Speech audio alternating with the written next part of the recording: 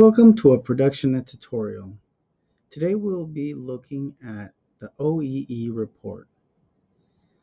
Up at the top of the screen, you can see the date range where you have the start and end point, filters that are tags, work centers, tools, parts, and shifts.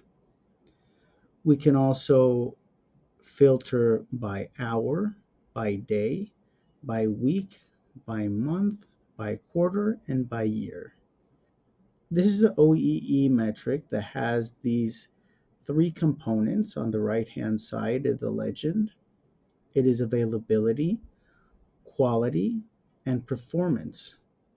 This performance metric at the bottom shows you by date what level of performance it's running at.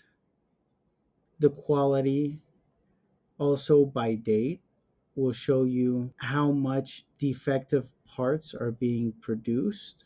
By hovering over, you will be able to see details, the availability, how much downtime there was on each day.